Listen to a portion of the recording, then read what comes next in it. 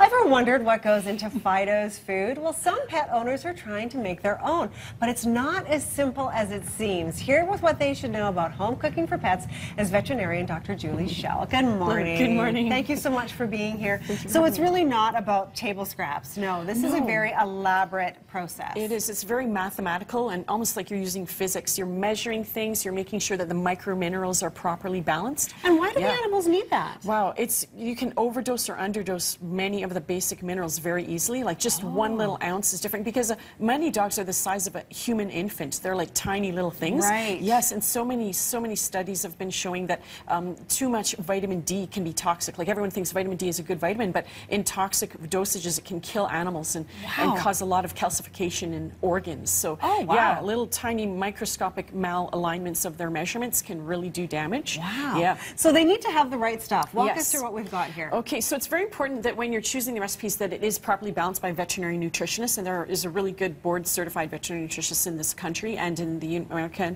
and in the USA, like everywhere. And so you want to talk to your veterinarian to make sure that the recipe is correct for your dog. Okay. Yes, and make sure that you follow the recipes completely because there's software that they've designed to make sure it's like exact. And when it calls for cod liver oil, make sure that you do choose cod liver oil rather than salmon oil. They're two different things. Yep. And then there's also a very interesting oil called safflower oil, and it's much different than things like sunflower oil. Oh, yes, so it's you're important. Very specific. Yes, and this, absolutely. of course, is all to benefit your dog, right? Yes. You want to make sure they stay healthy. Yes. Wow. Now you've got, this is all stuff like we could eat. Absolutely. It's all human-grade ingredients, so this is the quintessential way of feeding a dog. Definitely the most intricate way, the most energy involved is producing your own dog food, and it's a little bit more expensive. Okay. There are ways to make it less expensive by buying it in bulk or talking to your butcher and saying, hey, I need like 20 pounds of liver. Can you special order some in bulk? Because a lot of humans don't eat much liver, but sure as the dogs love it. They totally do. Wow. Yeah.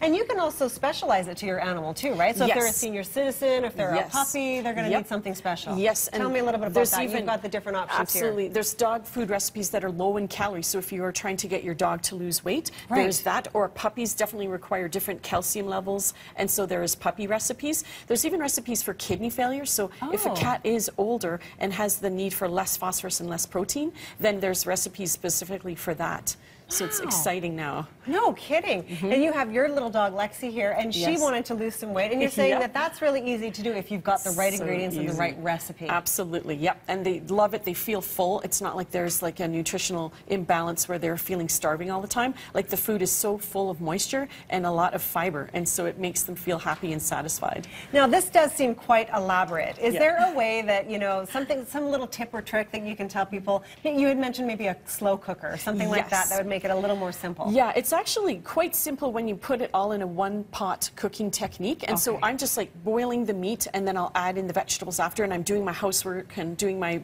chores around the house while my food is cooking. In the meantime, the dogs are smelling it and just really enjoying it. And you can also pre-prepare the food in big batches. So if you need like brown rice in a recipe, you can prepare it one weekend and freeze it. All of these foods are fine to be frozen. I use mason jars, and I'll make like a big batch of it once or twice a month and then freeze them in individual mason jars. So this is incredible. Yes. Okay, so this does sound like a lot of work. Why would you suggest it's a really good idea for pet owners to look into this? It's a way that you can totally control what your dog is eating. Definitely, it is very good to feed a commercial dog food recommended by your veterinarian. Like there's all the proper ingredients in that if it's the right formula for your pet, for sure. But this is the step above that you can do, especially good for dogs with a bunch of food allergies, because you know exactly what is inside each recipe. Or say if the dog is very picky, and some dogs just don't eat canned food or dry food, so they need that extra bit of care. But overall, with practice and patience and proper help with your veterinarian, it's actually very doable and a lot of fun. Wonderful. Thank you so much for being here, Julie. Fantastic information. Thank you. Who knew Fido could eat exactly what we're eating?